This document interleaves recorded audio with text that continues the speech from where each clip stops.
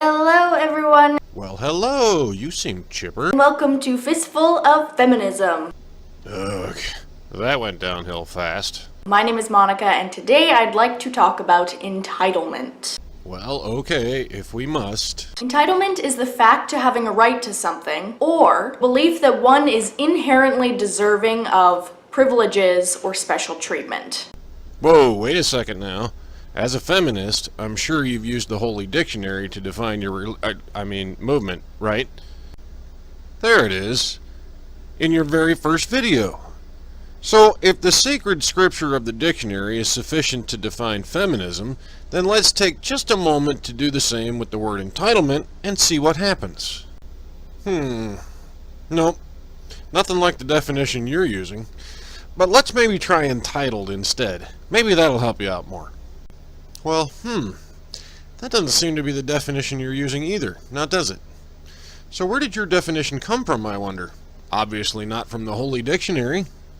While we're here, though, let's take a look at it anyway. Notice the key part of the definition here, to give a person or thing, etc., etc. So there's nothing inherent about it then, is there? Someone confers entitlement upon you, or someone else. This is confirmed when you read the first line of the definition and you see that this word is a verb. In other words, it's an action, not a belief. Now, I'm not going to harp on this point very much because I understand that the meaning of words expands or changes over time in any living language. I just wanted to point out this discrepancy between what you're saying and the actual definition, so that the next time you try to tell non-believers that feminism is the dictionary definition, you'll recognize your own hypocrisy. Either you're going to strictly adhere to the dictionary definitions for words, or you accept that the dictionary is behind the times in terms of a word's different meanings in the common vernacular. You can't have it both ways. Now, there are certain things that every single person is entitled to, basic human rights being the most obvious. But let it be decreed, as it has been said over and over and over again throughout time and space, no person is entitled to anyone else's body without their permission. Agreed. Simple enough. Now, I'm going to skip a bit here because you're just giving some random situational examples and saying that the point still remains, and I agree, so there's really no need to address each of these examples individually. I would like to quickly address your use of Elliot Rodgers as proof that this so-called sexual entitlement belief exists by saying one crazy person doing crazy things does not a society make. Now, on to your next point.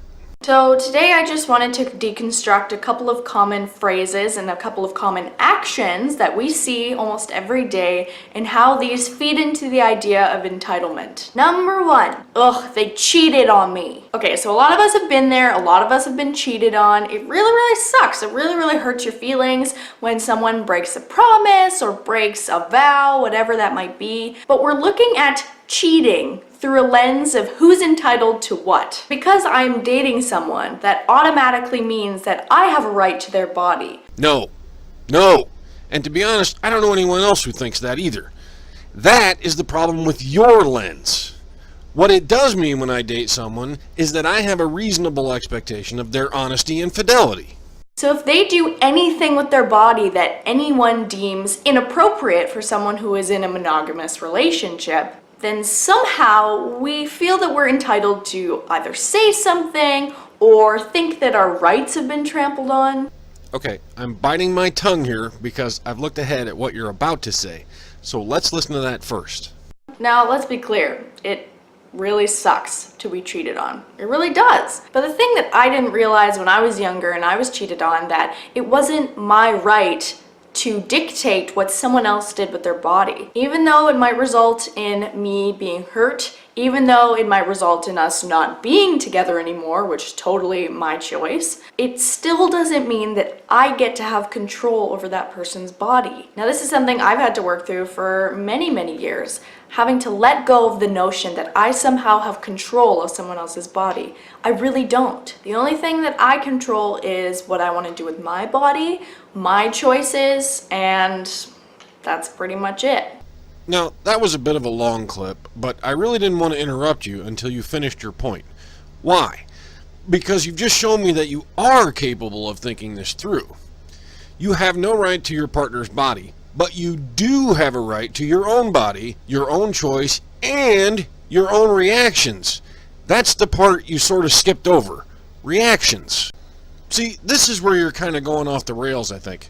Just because you have a negative reaction to someone cheating on you doesn't mean that you feel you're entitled to their body. You just feel they've betrayed your trust in them. Now, you can argue whether or not they actually did betray your trust because it's their body, you're not entitled to it, etc., but that's not the point. The point is, you are entitled to your reaction to it. You're also entitled to whatever action you choose to take next.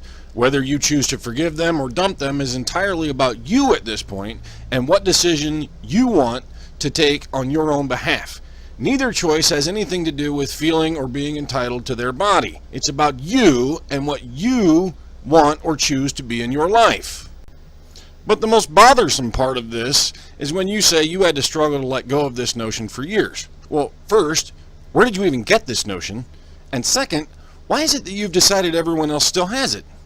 I don't. Never did. I don't know anyone else who does either. So it would seem that this bizarre notion isn't quite as common as you might think.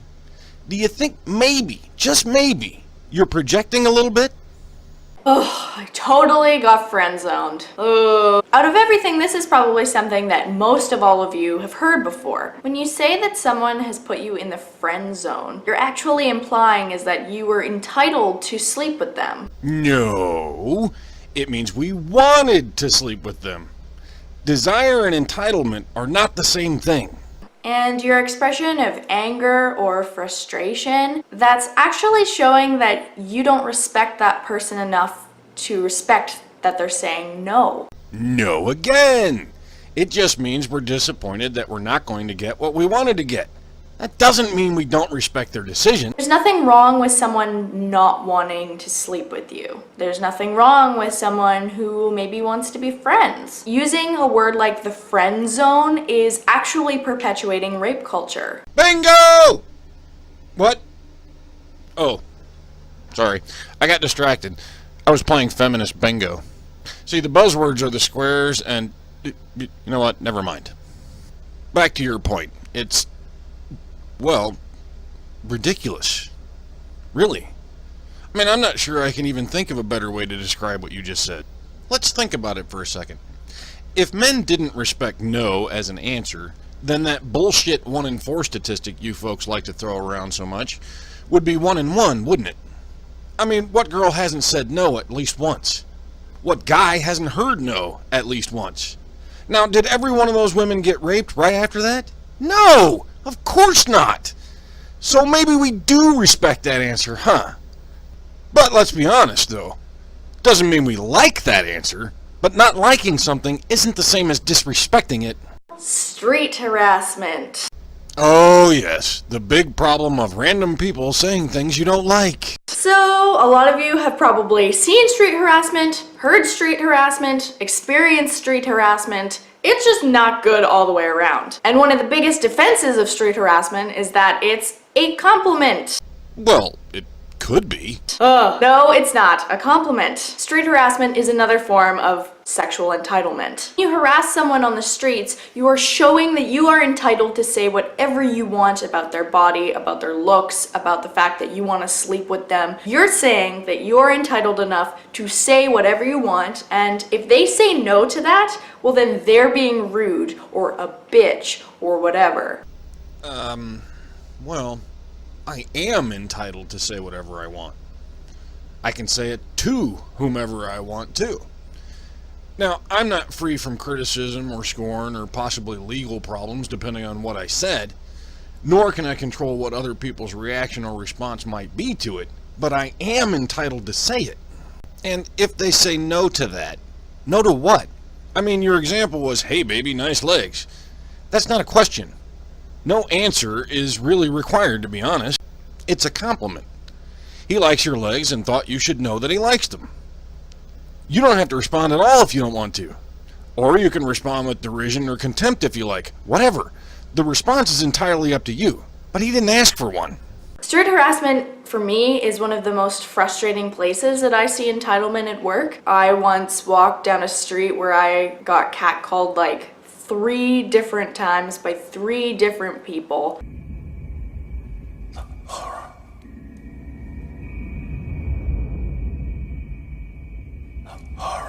And the fact that they think they're entitled to express something about my body or about my appearance that will make me feel uncomfortable is extremely upsetting.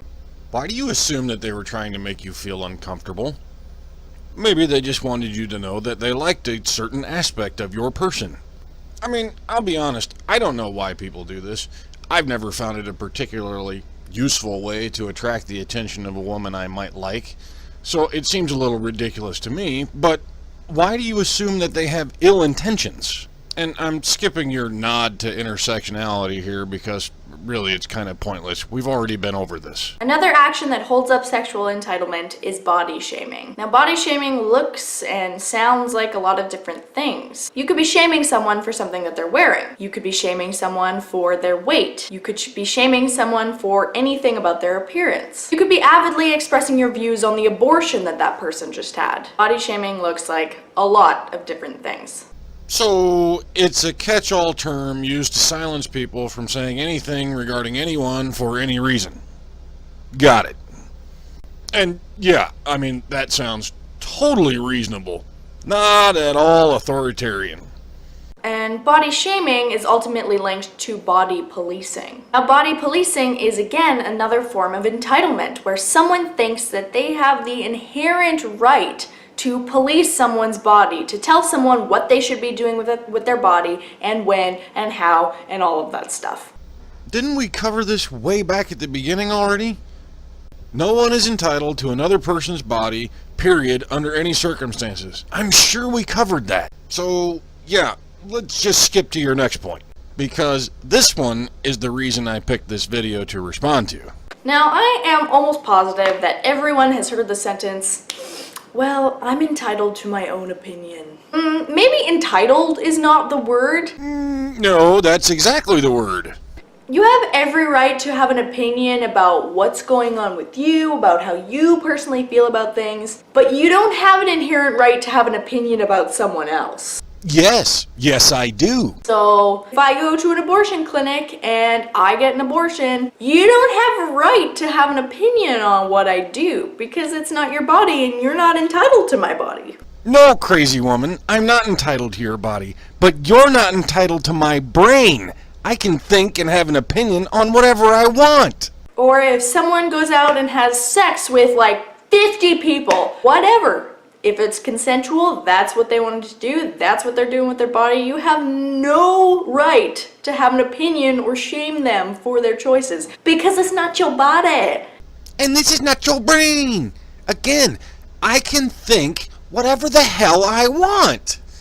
You don't have to listen to it, you don't have to value my opinion, but that doesn't mean I'm not entitled to have one. A lot of entitlement also is connected to colonialism. So that means colonial practices that are happening today, which yes, colonialism is ongoing and is still happening, especially in Canada, then that is an entire system of entitlement. So not only is there sexual entitlement, male entitlement, there's also white entitlement at play here. And you're going to provide us with some examples, or at least a definition, or some idea of what these things are, right? I'm really hoping people will just try and catch themselves a little bit more when it comes to entitlement. I guess not. I really just wanted to get across the message that no one is entitled to anyone else's body. Oh Christ, we covered that already! That was a little bit today about how I feel about entitlement and how it's really been getting under my skin. Well, perhaps it wouldn't be getting under your skin if you knew what it was and stopped calling everything entitlement. It's been really hard for me to speak out about this because not a lot of people are educated in what entitlement means. So when I bring it up or confront it or question it, I often get people laughing in my face. I often get a lot of resistance. No, you mean people laugh when you tell them they're not entitled to have an opinion? I'm shocked! There's lots and lots of resources down below. I saw you mention this on a previous video on your channel, that no one ever bothers to check out your resources even when you provide them, so I went ahead and did that. Now, I find the use of the word resources a little bit funny, because if you look at this, you use a lot of opinions. Opinions aren't really resources. Just because you can find another idiot who agrees with you doesn't make you right. Now, I read them anyway, just to make sure there wasn't some scholarly info hiding in them, and there isn't. Now, the one I wanted to talk about was I'm entitled to my own opinion, the link you provided there. I think you need to read that again, because what that person is saying isn't what you think they're saying. At least, it isn't the position you've represented here anyway. That person isn't saying you're literally not entitled to have an opinion. What they're trying to get across to you is that saying I'm entitled to my opinion is not a valid way of winning an argument. That's it for this time, folks. Link to the original video is in the description. Now, I've watched several of her videos before responding, and while she does have some really bad ideas in her head, she doesn't appear to be completely psychotic and delusional. So if you do pay her a visit and feel the need to comment, be respectful. Maybe, just maybe, this one can be saved.